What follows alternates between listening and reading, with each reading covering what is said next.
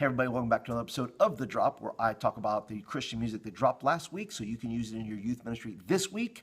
And I have some really great fun news here. If you have not been by my contest I have going on, which is What the Heck is Jill Parr Looking At? There should be a little card right here that tells you where that video is. Jill Parr actually stopped by the video and commented and says, I know what I'm looking at, but I think I'll keep it a secret. Now listen, we have to step up and challenge that, and I want you to show her that we are an active community here. Would you go by, and here's what I'm going to do. Not only are you going to win the actual album from Jill Parr, but I'm going to up that, and you're going to win a $20, listen to me, a $20 Amazon gift card. So if you will go by there and simply leave your answer can be funny, it could be something serious like the producer or the cameraman or whatever you want to put there, but leave a comment on that video so that she will see that we are an active community, and plus you get to win a chance at randomly, I will draw a name from the comment section. And you can win that, and we'll get in touch with you, whoever that is. The contest is going on for another couple of weeks. So please go over there and leave a comment and show her that we are a active community and that we kind of like each other, and we like to talk about the same things like youth ministry and Christian music and all that good stuff. So stop by there and do that, please. Thank you very much. Now, let's get on with today's music. Let me start off with Hollis Creek Revival. I hear the mountains calling out, oh, it's time to go, but I don't. Now, Hollis Creek Revival is a band from Dothan, Alabama, which I did not know. See, that's one of the things about checking out these little gems, these little things in slow weeks where you just don't know, and no major artists maybe are coming out with things, but fun fact there that they're from Dothan, Alabama, and their album, if you like bands like Mumford & Sons or Need to Breathe, that's who I would relate them to maybe. They have a similar sound maybe, but also in some of their slower songs, maybe a little bit more like maybe Switchfoot or something like that. And they just have a ton of great songs on there for a band that's not getting a ton of publicity at the moment. The name of the album is called In the River. And some of the things you want to put in your youth room, I would totally recommend Believe, Right on Time, and Sing Loud. All three of those are excellent tunes to be playing as kids are coming in or even after your youth meeting. For worship, they do the lead singer does a tribute song to his grandfather. One of his favorite hymns is What a Day That Will Be, and I just think that's a cool song. I'm old school, so I like hymns. If you're speaking on eternity or things like that, and I just think that's a great song to be able to emphasize within your youth ministry. Also, in the Bible study category, if you're looking for a good Bible study, they have a great song called Wildfire on there, and it is a tribute to missionaries, and I just think that's phenomenal. One of the key lines of the song says, this is a place where wildfires start. And if you're a missionary, you're grabbing a hold of that, right? That's like, wow, that's awesome. But also you can relate it to us being missional as a youth ministry and say, this is where wildfires can start. Something can spark here and move outward. And you can go, if you go to their website at holliscreekrevival.com, they have a great video there, and they include missionaries in their videos and names of missionaries and missionaries holding signs. And you know what? It's just a cool aspect that you can show your kids that these are real life people living in far away countries who have committed their whole life to sharing the gospel in that area. And it becomes a great message on missions or movements and wildfire and all that kind of good stuff. And for the altar time, I would go back to What a Day That Will Be.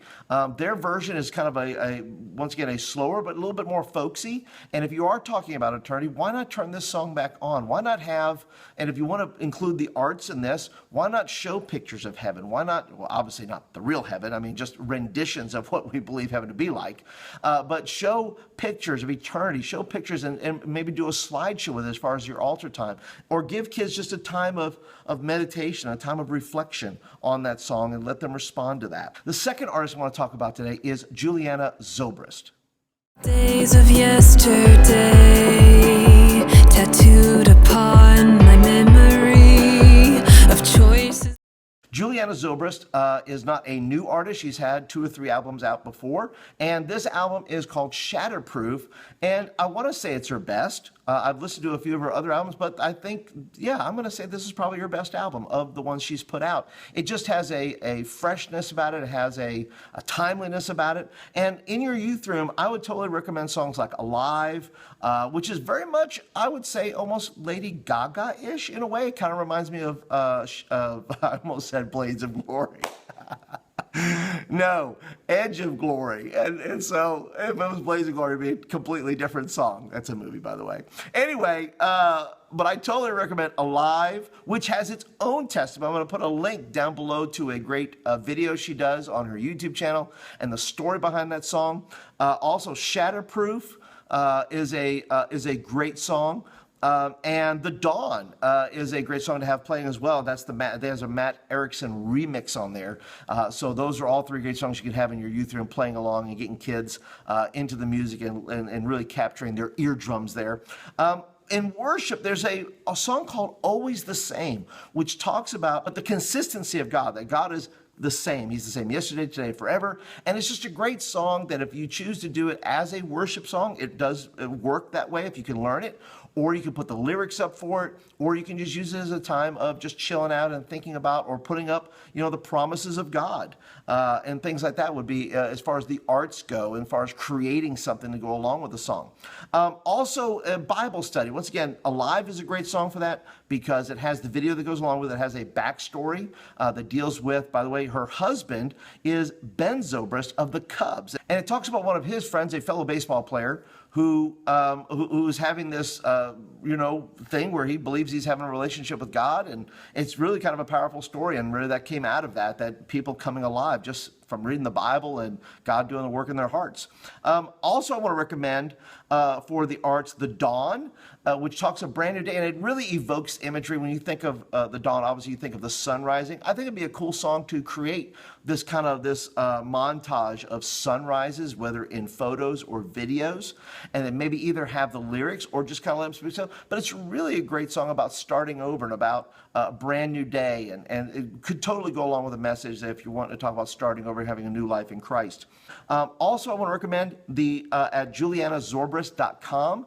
Her website is really cool, guys. I went there, and it has it has a background to every song. It has the lyrics to every song, and it has the behind the song. What is this song about? And I find that to be so cool. So few artists do that now, and that becomes really impetus for further Bible studies. You could technically use the whole album in some way to match along with themes or messages you're doing, to be able to use songs with those messages. One thing I found very cool about her as well is she homeschools her kids. And so, because being married to Ben Zobrist, the Cubs player, she has to be able to do certain things. But I read an article from the Chicago Tribune, and I'm going to leave a link down in the description below to that. And also for those of you who subscribe to the newsletter, who get the show notes, by the way, you should do that as well. But it just talks about the fact that she didn't sign with a major label because she would have to basically go on tour when they say go on tour, promote the album. But she chose to go a different route and stay home with her family and be able to work within Ben's schedule for ball games and things like that. So I just find that to be very cool, and I find her to be a very cool artist in doing that. So, all right, on to our third band. Our third band is Bread of Stone.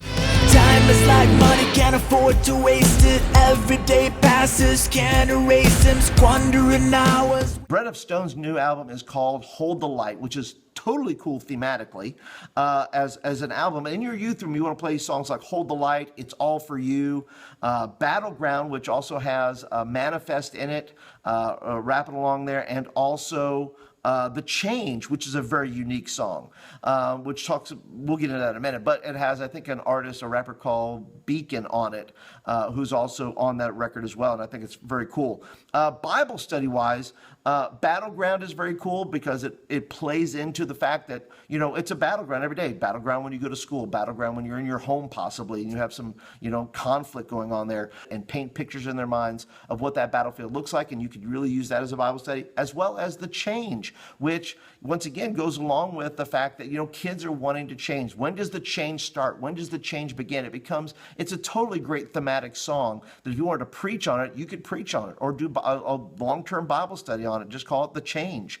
Kids are changing schools or changing grades or changing from an adolescent perspective and changing spiritually, right? From level to level. And it becomes a great a tool for that. And so I totally recommend that. Also in the arts, there's a song called Parachute, which is comforting in the sense that, when we feel like we're falling, God is our parachute, right? We feel like we're falling and out of control, and yet the parachute releases and we fall safely to the ground. God helps us by his grace.